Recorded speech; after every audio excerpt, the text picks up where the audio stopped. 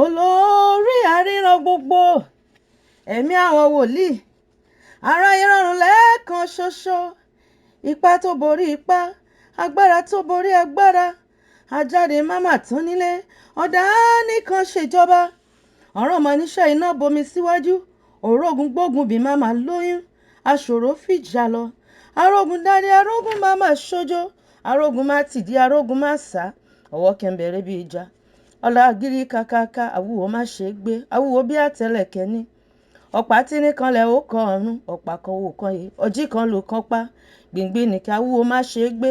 Ọba tó ní kọ́kọ́rọ́ ọjọ́ lọ́wọ́, ọba tí ń báni lálejò tó ń wóni tónú máa jẹ, àdùnbánì máa tòṣì, abánimúlẹ̀ máa dání. Mo gbé ọ̀gá Ọlọ́run, mo kì ọ́ ní méje mẹ́sàn-án, ọba gbogbo ayé. Àṣẹ o, lọ́dún yìí ló máa ṣẹ. Àṣẹ o, lọ́dún yìí ló máa ṣẹ. Ìran ire tí mo rí yẹn o, àṣẹ. Aláyọ̀ mi kò ní lọ́la ẹ̀ṣẹ̀ o. Mo lálá pé mo láyé já o, àṣẹ dandan. Àṣẹ o, ọdún yìí ló máa ṣẹ. Àṣẹ o, ọdún yìí ló máa ṣẹ. Ìran ire tí mo rí yẹn o, àṣẹ. Aláyọ̀ mi kò máa ní lọ́la ẹ̀ṣẹ̀ o. Mo lálá pé mo láyé já o, àṣẹ dandan. Mo ti wáyé máa nípa o. Èmi ti wáyé máa nípa.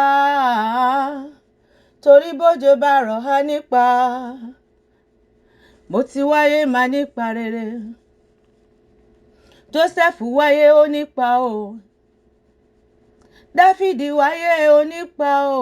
Jésù Kristi olùgbàlà wáyé ó máa nípa. Èmi Tóyìn Lẹ́ṣí mo ti wáyé máa nípa rere. Mo ti wáyé máa nípa o. Èmi ti wáyé máa nípa. Torí tójò bá rọ̀ á nípa o. Èmi ti wáyé máa nípa rere.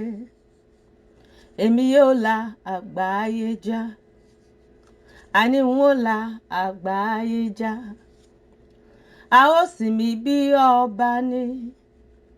N ó débi gíga tí ràn mí ò dé rí o. Èmi yóò la àgbáyé já. N ó la àgbáyé já.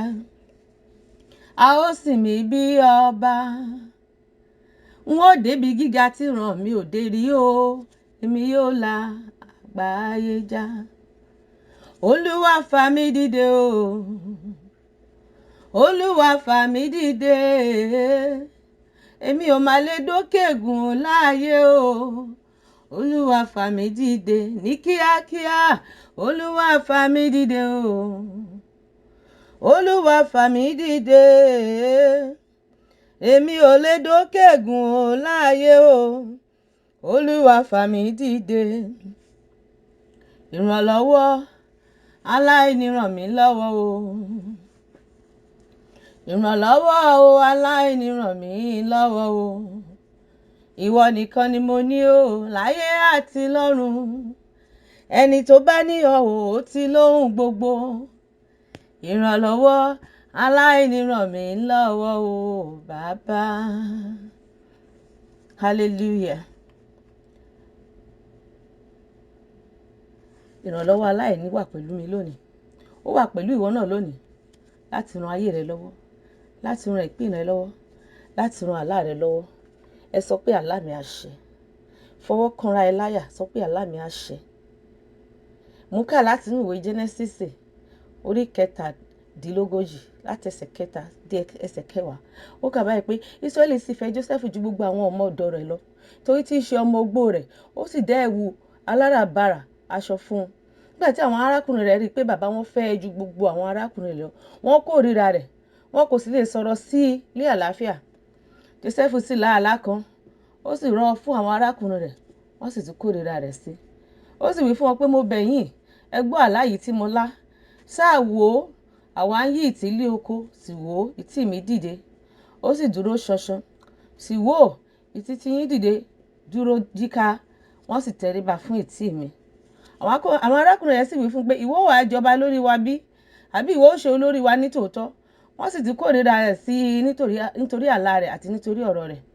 Ó sì tún lá àlá mìíràn. Ó sì rọ̀ fún àwọn arákùnrin rẹ̀. Ó wí pé ṣáà wò ó, mo tún lá àlá kan sí i. Sì wò ó, oòrùn àti òṣùpá àti ìràwọ̀ mọ́kànlá ń forí balẹ̀ fún mi. Ó sì rọ̀ ọ́ fún bàbá rẹ̀ àti fún àwọn arákùnrin rẹ̀. Bàbá rẹ̀ sì bá a wí. Ó sì wí fún un pé àlá kí lèyí tí ìwọ lá yìí? Èmi àti ìyá rẹ̀ àti àwọn arákùnrin rẹ̀ yóò wà nítòótọ́ láti forí balẹ̀ fún ọ bí? Yóò wá nítòótọ́ láti forí balẹ̀ fún ọ bí? Àwọn arákùnrin rẹ̀ sì ṣe ìlara rẹ̀, ṣùgbọ́n bàbá rẹ̀ pa ọ̀rọ̀ náà mọ́. Lónìí bí Olúwa ti fi sí mi lọ́kàn, orúkọ mi ni ajínrere obìnrin Tóyìnlẹ́ṣí. Wọ́n máa bá wa sọ̀rọ̀ nípa àlá mi. Tí mo bá sọ nípa àlá, kì í ṣe bóyá o sùn lálẹ́ àná, o ríra ẹ ní Kútọ̀nù àbò ríra ẹ ní Kàfàǹṣà. Ìyẹn kọ́ ni mò ń sọ. Mò ń sọ nípa àwọn nǹkan tó fẹ́ nínú ọkàn rẹ láti dà láyé tàbí láti gbé orí ilẹ̀ alààyè ṣe. Àwọn nǹkan tó máa ń rò nígbà tó wà ń kékeré pé ìjọ́ kan mo máa dà báyìí, ìjọ́ kan mo máa ṣe báyìí. Ó jẹ́ àwọn nǹkan tó ń wá sọ́kàn rẹ nígbà gbogbo bẹ̀rẹ̀ láti ìgbà èwe rẹ. Tí wọ́n bá béèrè lọ́wọ́ rẹ pé kí ló fẹ́ dà láyé? Ẹlòmíràn ní mo fẹ́ di nurse, ẹlòmíràn ní mo fẹ́ di pilot, ẹlòmíràn tẹ̀ ní dókítà ni mo fẹ́ ṣe, ẹlòmíràn ní mo fẹ́ jẹ́ adájọ́, ẹlòmíràn ní mo fẹ́ jẹ́ lọ́ọ̀yà, ẹlòmíràn ní mo fẹ́ máa wa ọkọ̀ ń tèmi, àbí mo fẹ́ máa ránṣọ, mo fẹ́ máa ṣe fashion designer, ẹlòmíràn ní mo fẹ́ jẹ́ gbẹ́nàgbẹ́nà carpenter táwọn ọ̀pọ̀lọpọ̀ ń pè ní furniture maker ń sìn. Ẹlòmíràn lè sọ pé mo fẹ́ máa ta oúnjẹ ní tèmi o, ẹlòmíràn sọ pé mo fẹ́ di bank manager tàbí mo fẹ́ máa ṣe business kí n máa ṣe kátàkárà. Ṣùgbọ́n ó ṣe ni ní kàyéfì pé tí ọ̀pọ̀lọpọ̀ wa bá ti bẹ̀rẹ̀ sí ní dàgbà, a ti gbàgbé ohun tí Ọlọ́run fi sí wa lọ́kàn láti kékeré wá. Ọ̀pọ̀ tí ẹ ti yàbàrà lọ sínú okòwò mìíràn tàbí iṣẹ́ mìíràn. Ó lè jẹ́ dókítà kí inú rẹ̀ má dùn. Ó tilẹ̀ lè jẹ́ pòfẹ́sọ̀ kó kàwé gboyè gan, kó má rí bá ti ṣe, kó má rọ̀nà gbégbà. Tó bá ti jẹ́ pé kì í ṣe ohun tí Ọlọ́run fẹ́ kó ṣe láyé nìyẹn. Torí náà ó ṣe pàtàkì fún wa àti fún àwa òbí láti má ṣe fi ipá mú àwọn ọmọ wa láti ka irú ẹ̀kọ́ tó wù wá lọ́kàn. Kí a bá rí pé dókítà mo fẹ́ kó ṣe, lọ́ọ̀yà mo fẹ́ kó ṣe, ìgbà kan ni mo fẹ́ kó ṣe. Bí kò ṣe ohun tó bá wù àwọn ọmọ yẹn láti inú ọkàn wá. Olórin kan ní má ṣe di tálẹ́ǹtì rẹ mọ́lẹ̀ arákùnrin. Ó ní Olúwa yóò béèrè lọ́wọ́ rẹ ohun tó fi ṣe. Ǹjẹ́ jẹ́ mọ̀ pé ohun tó máa ń rò nígbà gbogbo yẹn tó kọ̀ láti lọ, tó bá ti èrò yẹn bá ti wá, wàá tún ti kúrò lẹ́yìn, wàá tún ti sẹ́gbẹ̀ẹ́ kan púpọ̀. Ìyẹn tún dayé àtúnwá. Èrò yẹn á tún padà wá. Ǹjẹ́ jẹ́ mọ̀ pé Ọlọ́run ló fi sí ẹ lọ́kàn. Ó sì ń tọ́ka sí lọ́pọ̀lọpọ̀ ìgbà ohun tí Olúwa fẹ́ kó o dà láyé tàbí ohun tí Olúwa fẹ́ kó wá ṣe láyé. Ó lè jẹ́ pé oúnjẹ ló fẹ́ràn láti máa sè. Kó má tiẹ̀ fi magí sí, kó má fi nǹkan kan sí. Oúnjẹ á kàn máa dùn ṣáá ni. Bóyá caterer lọ́lọ́run fẹ́ kó máa ṣe. Bóyá iṣẹ́ tíṣà ló ń ṣe. Ó ṣe títí ó rí nǹkan kó jọ láti bẹ̀. Ẹlòmíràn ó lè máa tún lé ṣe. Ẹlòmíràn mọ bí a ṣe ń tọ́jú ọmọ kéékèèké, ọmọ wẹ́wẹ́. Bóyá Ọlọ́run fẹ́ kó dádé kí ẹ tiẹ̀ sílẹ̀ ni. Ẹlòmíràn lè wa mọ́tò látàárọ̀ dálẹ̀ kì í sú, kò dẹ̀ ní rẹ̀. Bóyá iṣẹ́ driver lọ́lọ́run fẹ́ kó ṣe. Bóyá àwọn tilẹ̀ fẹ́ràn láti máa kọrin bíi tèmi báyìí. Bóyá iṣẹ́ orin kíkọ lÓlúwa fẹ́ kó máa ṣe. Olúwa ló mọ iṣẹ́ àṣelà. Kí ni nǹkan tó fẹ́ràn jùlọ láti máa ṣe? Tó jẹ́ wípé tí wọ́n bá tiẹ̀ sanwó fún ẹ, o lè ṣe lọ́fẹ̀ẹ́, inú dídùn ẹ ló jẹ́. Ẹlòmíràn fẹ́ràn láti máa ṣètò pátí. Ìyá mètò, bàbá mètò ni. Tẹ́ bá ní ẹ wò ẹ bá wa ṣètò pátí, everything máa lọ smoothly ni. Bí Ọlọ́run fẹ́ kó jẹ́ event planner. Ẹlòmíràn fẹ́ràn àwàdà. Ó lè ṣàwàdà tí ẹ kọjá ti bàbá Sàlá. Tó bá sọ̀rọ̀ báyìí máa bú sẹ́rìn ṣáá ni. Bóyá comedian lọ́lọ́run fẹ́ kó máa ṣe. Ẹlòmíràn kì í fẹ́ láti rí pé ìyà ń jẹ̀yàn níbi tó bá wà. Bóyá Ọlọ́run fẹ́ kó jẹ́ ẹni tó fowó ṣàánú philanthropist. Bóyá yẹ pé o lẹ́bọ̀rọ̀ sísọ bíi tèmi báyìí. Bóyá Ọlọ́run fẹ́ kó jẹ́ ajínrere tàbí pé oníwàásù àbí pastor tàbí kó jẹ́ adájọ́ tàbí MC tàbí journalist. Ohun tó ṣe pàtàkì ni pé kí wọ́n gangan kó kọ́kọ́ yẹ ara ẹ wò pé kí ni mo fẹ́ràn láti máa ṣe gan. Kó sì gbàdúrà sí Ọlọ́run láti ṣí ọ níyè sí.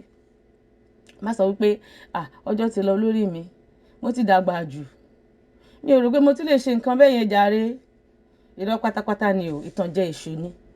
Ọmọ 80 ọdún ni Mósè nígbà tí Ọlọ́run pè é. Kálébù ńkọ́? O ò ní àwáwí kankan láti má mú àlá rẹ̀ ṣẹ. Ọlọ́run kọ sí ẹ lónìí láti òní lọ gbé ìgbésẹ̀ láti bẹ̀rẹ̀ sí ní ṣe ohun tí Ọlọ́run fi sí ọ lọ́kàn láì bìkítà ẹnikẹ́ni tó lè fi ẹ́ ṣe yẹ̀yẹ́ tàbí tó lè fi ọ̀rọ̀ rìn, rántí wípé o ò ní jábọ̀ fún ẹnikẹ́ni bí kò ṣe Ọlọ́run ẹlẹ́dàá rẹ̀ nígbà tí o bá fi ayé sílẹ̀. Òun ló máa dúró síwájú ẹ̀ láti sọ ohun tó gbélé ayé ṣe. O ò dẹ̀ ní fẹ́ dúró síwájú ẹ̀ kó wá dojú bolẹ̀ ní ìtìjú. Mo gbàdúrà pé ní ìkẹyìn ọjọ́, nígbà tí gbangba ó dẹkùn tí kedere ó bẹ̀rù, tá ó dúró níwájú ẹlẹ́dàá wa, a ò ní dẹni ìfibú, a ò sì ní dẹni ìtìjú níwájú ẹ̀ lórúkọ Jésù. Nítorí náà mo fẹ́ kó gbàdúrà yìí bí Olúwa ti fi sí mi lọ́kàn. Wàá sọ pé Olúwa, mo dúpẹ́ lọ́wọ́ rẹ torí pé o ránṣẹ́ ayọ̀ sí mi lónìí láti ru àlá mi sókè pé kó lè wá sí ìmúṣẹ. Olúwa, mo dúpẹ́ lọ́wọ́ rẹ wípé ní àkókò yìí gan ó sọ àlá mi jí. Olúwa, mo dúpẹ́ lọ́wọ́ rẹ torí pé ní àkókò yìí gan gbogbo ohun tí mo nílò láti mú àlá mi ṣẹ, ìwọ Ọlọ́run yóò pèsè ẹ̀ fún mi.